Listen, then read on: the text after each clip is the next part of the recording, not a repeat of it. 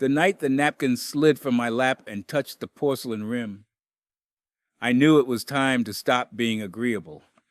100 forks chimed around a long table in the penthouse my son now called home. Maplewood looked small from that height. Manhattan glowed like a stern teacher at the window. I had dressed the way I always do. Clean shirt, boots polished for respect, not for show. I was the guest who moved chairs and carried ice. I was the father who did not ask for attention. Elise, my daughter-in-law, did not raise her voice. She angled her chin toward a security guard and said, softly enough that only the nearest 6 people would catch it, "Please escort this gentleman out. He doesn't fit the event profile." The word gentleman landed like a splinter. Alex, my son, kept his eyes on his glass. The clatter of dishes made a screen I could stand behind while I did the arithmetic of dignity in my head. I placed a cloth napkin on the edge of the plate. A period, nothing more. The guard, embarrassed for doing a job he didn't design, held the door and said, "Sir." I nodded. In the mirror of the elevator, a man stared back, who had built houses with his hands and taught a boy to sand with the grain. Under my shirt, above the sternum, I felt that old ache that visits you when a boundary breaks, like cold air sneaking under a door that should have been sealed. The elevator moved. It hummed the way machines do when they accept a load without complaint. I took out my phone and wrote to a person I trust. "Schedule internal audit first thing Monday. Dana is our CFO. She is allergic to fuss and faithful to numbers." When the doors opened, I stepped into the lobby where the night smelled like marble and lemon oil. Mr. Klein, the building manager, looked startled to see me so early. "Everything okay, Mr. Reed?" "Yes," I said. "Just a change of plans." On the curb, I watched valets stride in a small ballet. There was nothing to do with the anger except hold it steady until it became clarity. I have learned that anger is a carpenter's torch, useful only if you know exactly where to put the heat. In my pocket, the phone warmed with Dana's reply. "Understood. I'll draft the notice." I wrote again. "Add Monarch East to the priority list." Monarch is a concrete skeleton that has not yet met its skin. Elise manages it with a taste for spectacle, tight timelines, sharper elbows. I do not dislike ambition. I dislike carelessness with other people's roofs. Before I drove home, I sat in the truck and opened the glove box. The box held the paper I keep close when I need to remember I am not powerless. A notarized letter, edges softened by time. The ink says what a friend asked me to accept. A majority share he wanted in hands that would let the company age with decency. I did not parade that fact because power is loud enough on its own. I kept it for nights like this.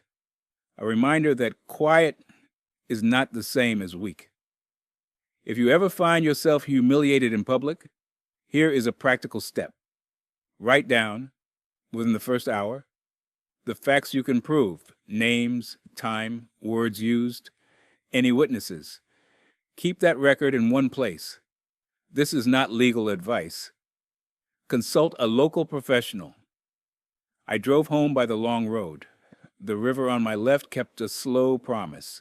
At the kitchen table, I spread a single sheet of paper, and with the care I would give a Joyce, wrote in a neat column. Friday, 8:23 p.m., Maplewood Penthouse, fundraiser dinner. Elise to security. Escort this gentleman out. Witness. Klein, security staff, 3 donors. My pen did not shake. Sometimes a steady hand is the only shelter you own. The house was quiet. The chair at the head of the table creaked the way it always does. A friendly complaint. I placed the notarized share letter beside the page of notes. The two pieces of paper made a pair of rails. If I kept my wheels between them, I wouldn't tip into a ditch of pettiness. I turned off the light and slept like I do before a job. Not deeply, but with purpose. Saturday morning tasted like coffee and sawdust, the second an old ghost that never quite leaves my clothes. I unlocked the cedar chest I keep in the hallway. Inside, wrapped in a cloth that had once been a shop apron, lay the documents that tie past to present. The share letter, the amended bylaws my friend and I had written when we were still foolish enough to believe work would teach our children everything, and a thin folder of board minutes. I lined them up on the table like tools. At 8, I called Dana. She picked up with a pencil already moving. I could hear the scratch. "I've drafted an internal audit notice," she said. "Working weekend?" "I am now," she replied. "Scope?" I asked. "Monarch East, procurement, change orders, subcontractor selection, travel expenses. There are red flags in the spend curve." Dana never uses the word red unless she can show you the graph. "Send me the draft," I said. The ping came before I set the phone down. The email subject, internal audit notice, sat in bold, a rectangle of gravity pulling the eye. In the body, it did not accuse. It enumerated dates, departments, deadlines, a small dictionary of respect. I read it twice and wrote back one word: proceed.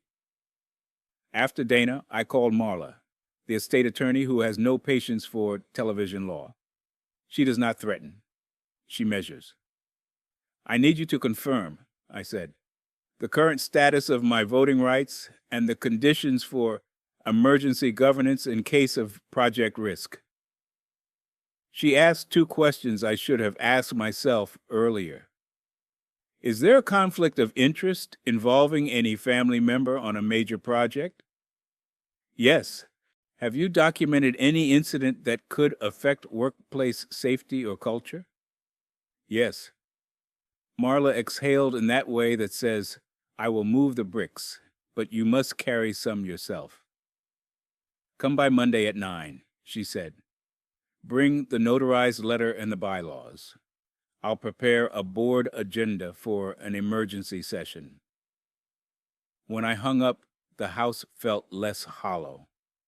I took out a small notebook and titled a page, 72-hour log. I copied my notes from last night, then left room for the next 2 days. Logging is like chalk lines. You snap them early so you don't cut crooked later. If you are carrying both grief and responsibility, log the next 72 hours. Calls, emails, meetings, witnesses. Store screenshots and PDFs in a single folder with clear names. This is not legal advice. Consult a local professional. At noon, I drove to the bank. In a glass room that wanted to be friendly, a manager asked if I was having a good weekend. "Getting there," I said. I explained I needed to place a temporary spending cap on Monarch East pending internal review. He checked approvals, saw the authority he could not deny, and nodded. He printed a one-page confirmation. The paper felt heavier than it looked. I placed it in the folder with the notice. On Sunday, I returned to Maplewood, not to the penthouse, but to the lobby. Mr. Klein is a man who lives on details. Packages in, packages out, names, dates, the sequence of a normal day. I asked if he would, in his own words, write what he saw at the fundraiser dinner. The words, the escort, the timing.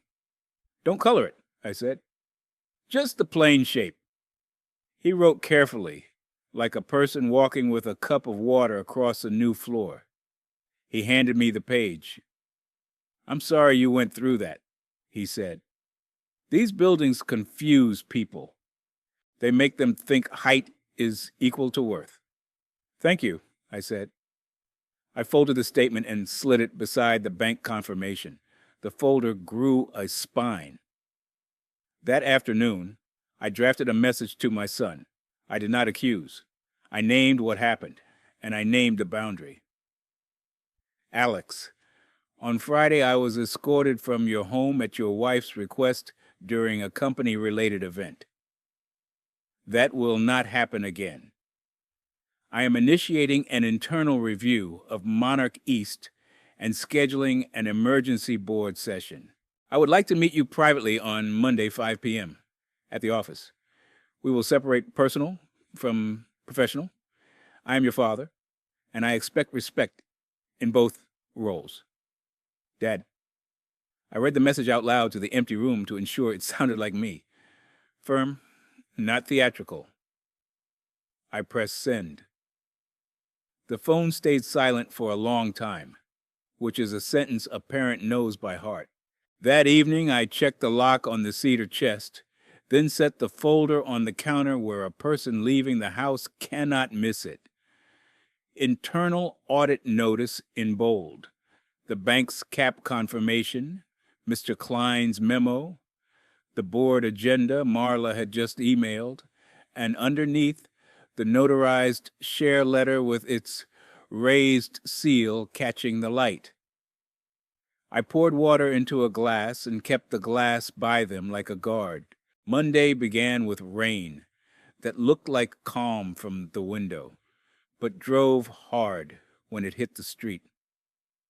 At 9, I walked into Marla's office with the folder under my arm. She cleared a space on her desk that always seems too neat to work on, but somehow holds the heavy papers without protest. We reviewed the emergency session agenda. The words were plain: governance, conflict of interest, spending cap, independent review. Marla slid across an amended trust draft. "It clarifies your voting rights," she said, "and sets conditions for any family member acting in an executive capacity: independent oversight, transparent procurement, board approval for change orders beyond threshold." She paused. "It also allows you to revoke or limit previous financial powers of attorney issued during your surgery last year." I nodded. "Do it," I said. By 10, Dana's internal audit notice had gone out, and my calendar ticked to its next square. We stood together in the conference room, Dana with a tablet, me with the folder, the room smelling faintly of dry erase marker, while she laid out what she would need: contracts, invoices, vendor lists, travel logs. She had printed a compliance checklist in a binder, whose rings clicked shut with finality. The tab dividers made a rainbow a child might trust. "This is the process," she said. "We follow it, or we stop the project."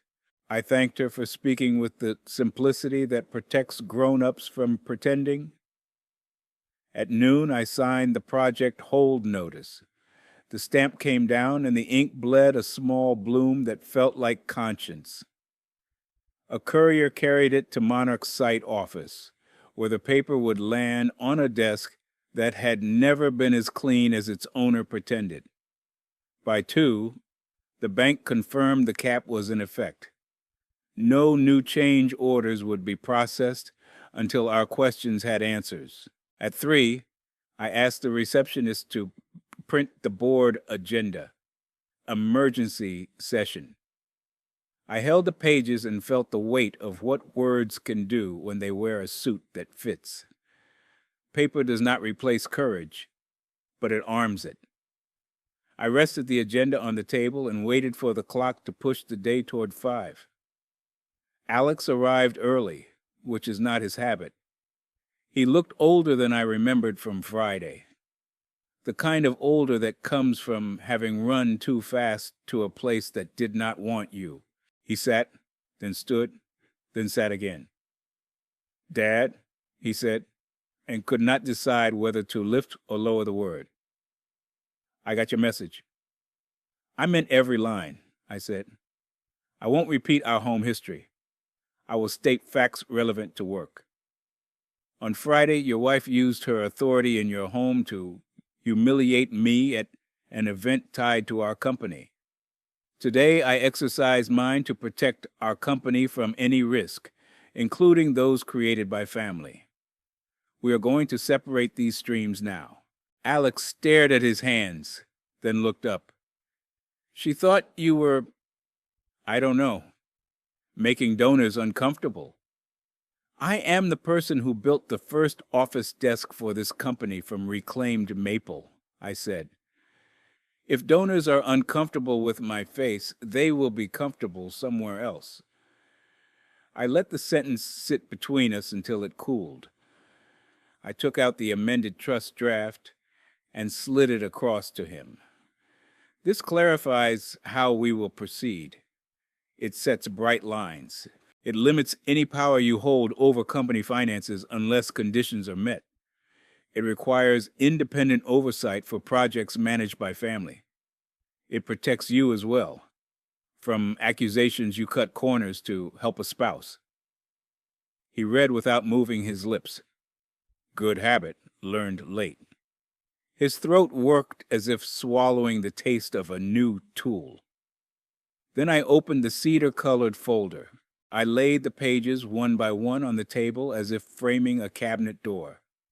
The internal audit notice, the bank's spending cap confirmation, Mr. Klein's memo, the emergency agenda, and the notarized share letter with its raised seal.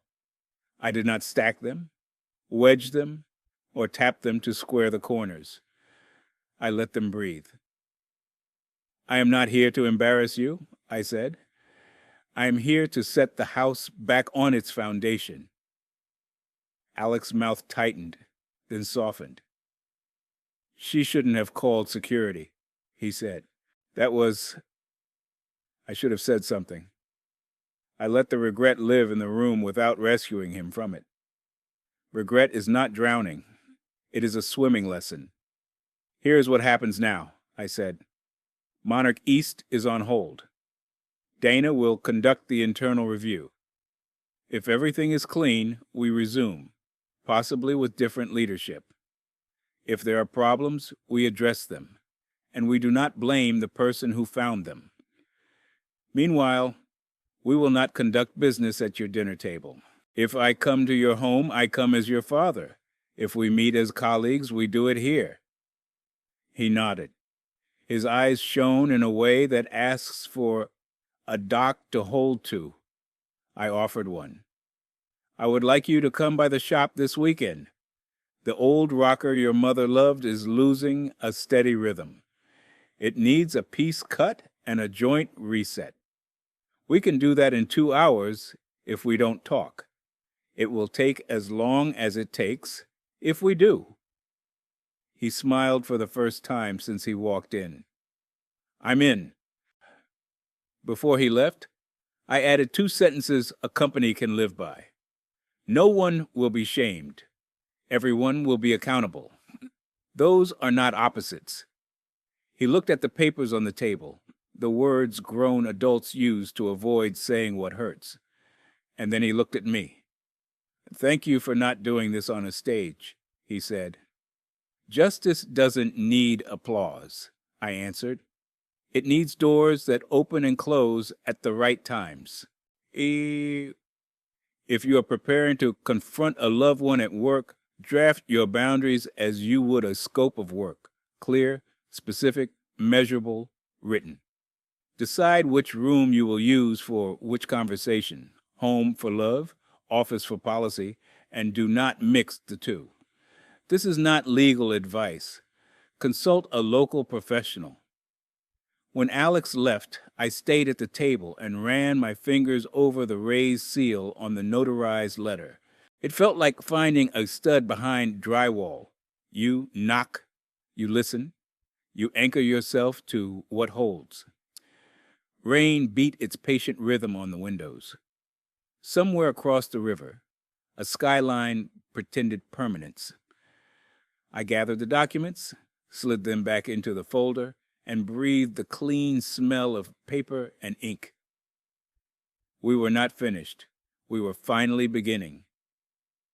Word travels inside a company like current through copper, unseen, exacting. By Tuesday morning, inboxes had learned a new phrase: on hold, pending internal review. Elise answered with speed that looked like confidence.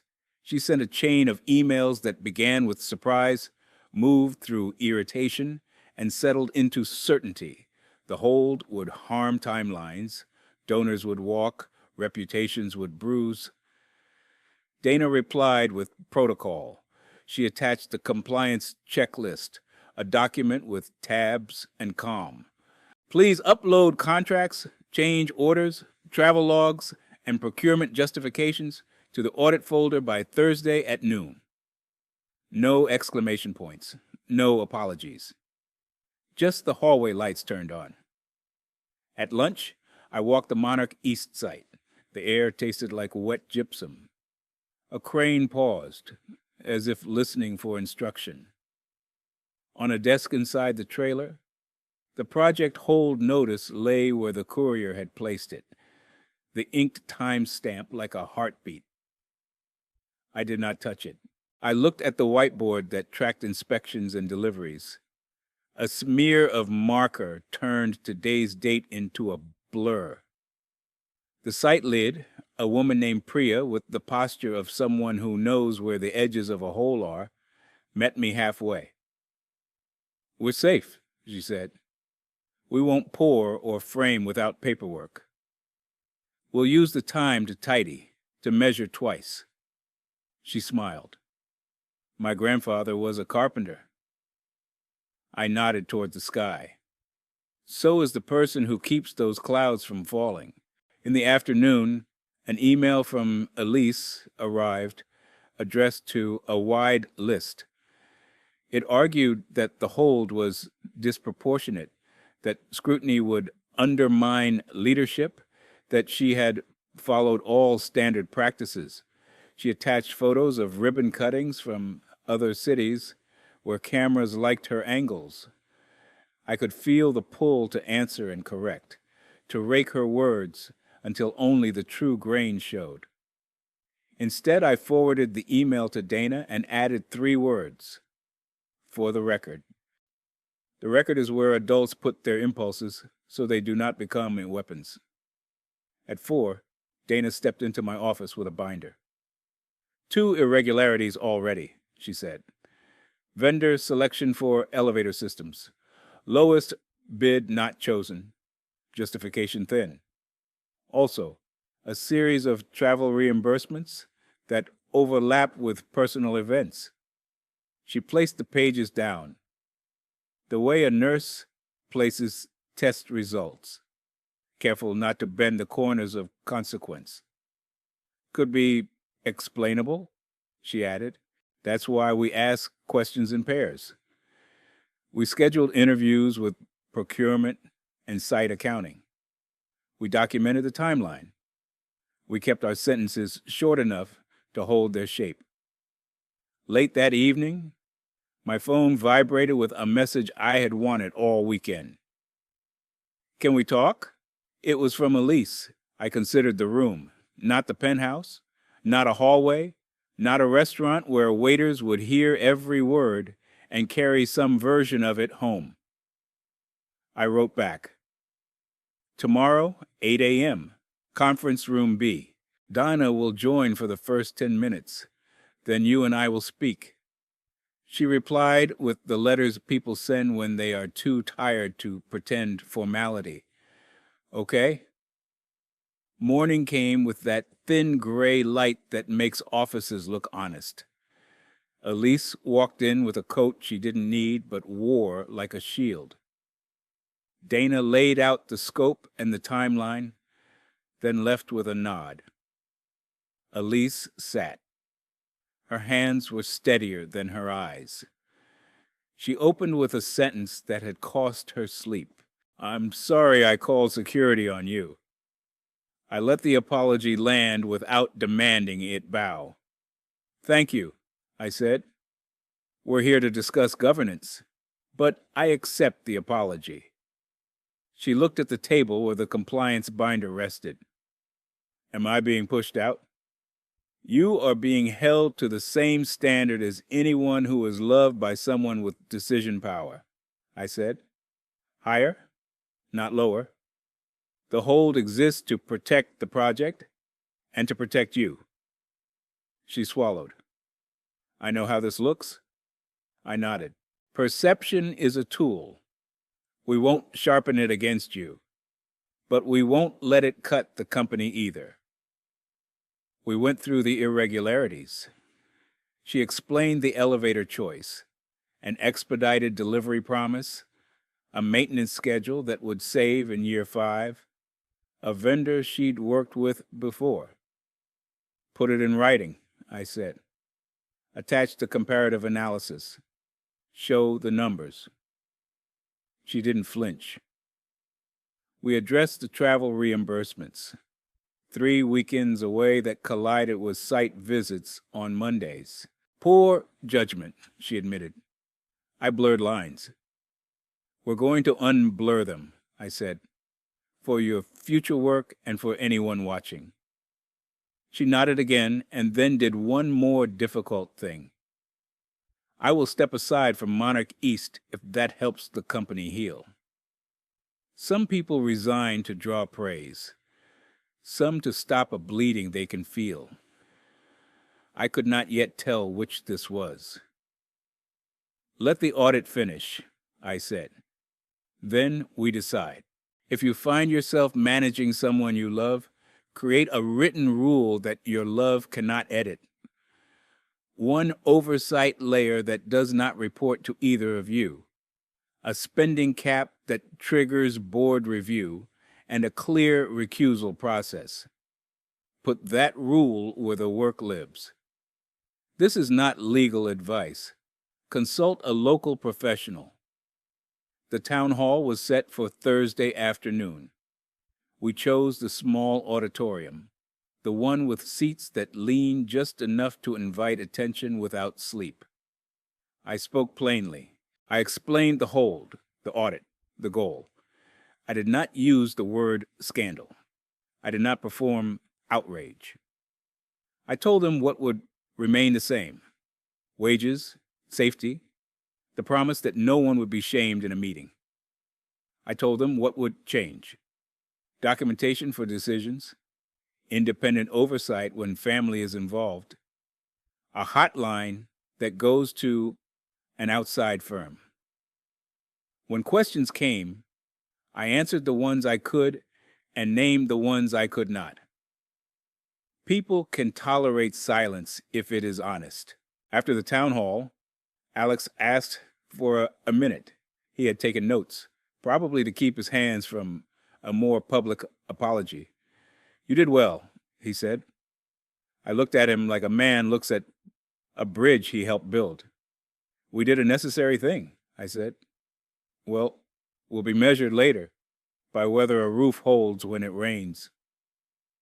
Saturday arrived with clear sky and a wind that wanted the dust. Alex came to the shop. The rocker sat on the workbench like a patient who knows the doctor from childhood. We began with disassembly. The joint that had started to wobble revealed more of its story when we pried it apart. A glue that had cured brittle, a tenon that needed a whisper more shoulder. "We could force it," Alex said, "or we could fix it," I answered. The room held us the way old wood does, with memory and patience. We cut a sliver, we planed, we test-fitted, we listened to the dry click of rightness. When the clamps hugged the pieces, we stood back and let the chemistry do what chemistry does. If you want to heal a relationship while you fix a thing, choose a task with steps, and pauses. Something that makes space for talking and for silence. Use the pauses to breathe. Do the steps right. Names are less likely to be thrown when hands are busy.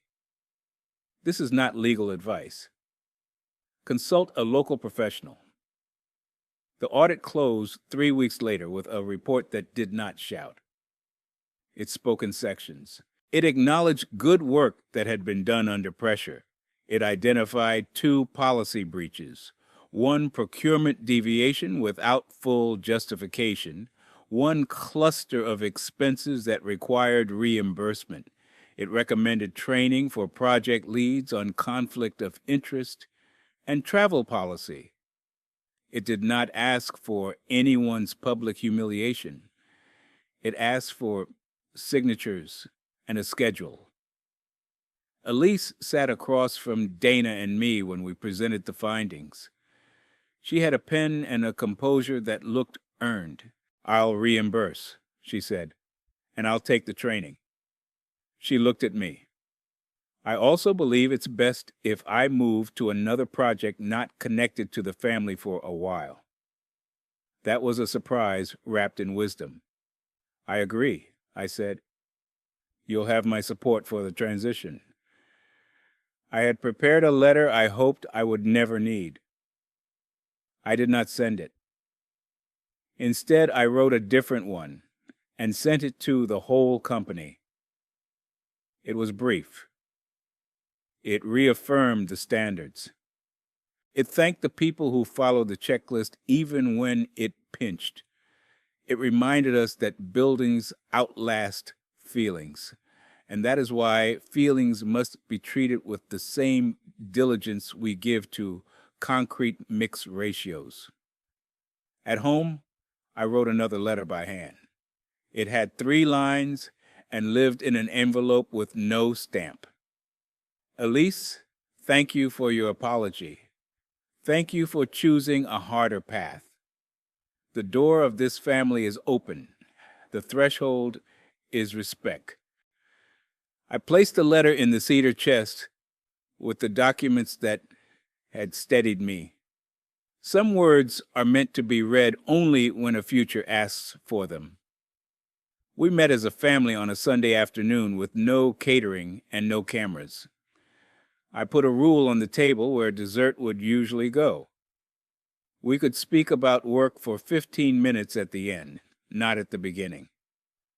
We talked about a movie, about a neighbor's new dog, about the sway of the maple outside that has no job except to be itself. When the 15 minutes came, Alex spoke first. He said he had failed to draw a line at his own table and would not fail that way again. Elise spoke next. She said she was learning the difference between leadership and control. She said sorry a second time, not to be forgiven twice, but to keep the word company.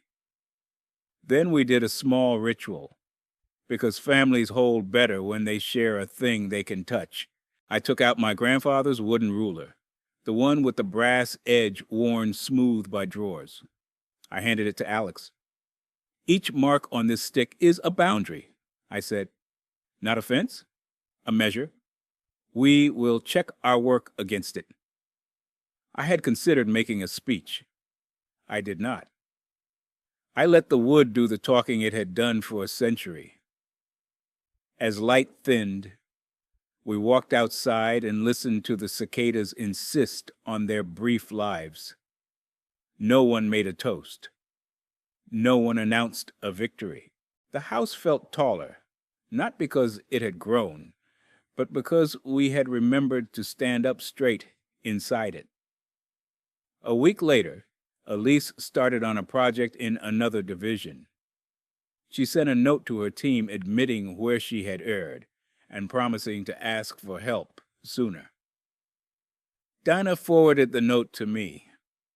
"Thought you'd want to see," she wrote. I read it and felt the particular relief that comes when wood glue cures overnight and holds by morning. You don't tug it to test. You rest your palm on it, feel the cool, and move on to the next joint. I took Alex fishing 2 towns over. We caught nothing and returned with the kind of quiet that tastes better than bragging. On the drive back, he asked, "What would you have done if the audit had found worse?" I kept my eyes on the road and said the sentence I had been preparing in case the world needed it. The same thing. Protect the company, protect the people, and tell the truth without turning it into sport. He nodded. "I'm going to steal that," he said. "It's not theft if I gave it to you," I replied. "If you want a warm ending that still respects risk, write it down as conditions, not wishes." Apology made, restitution completed, training accepted, role adjusted, boundaries adopted in writing. Celebrate quietly with something ordinary. A walk, a meal, a repaired chair. This is not legal advice. Consult a local professional. Some nights, when the shop is empty and the radio loses its signal to a gentle hiss, I run my fingers along the rocker we repaired. It's smoother where the joint meets the rail now. The wood does not announce its history. It simply holds. That is the kind of justice I understand. You arrange the pieces so the weight is carried without squeal. You leave room for a human being to make a fresh mistake. You build so that when the door closes, the latch meets the strike plate with a sound that says, "Home." Comment. CTA. What 3 boundaries would you set to protect your dignity while still leaving the door open for reconciliation?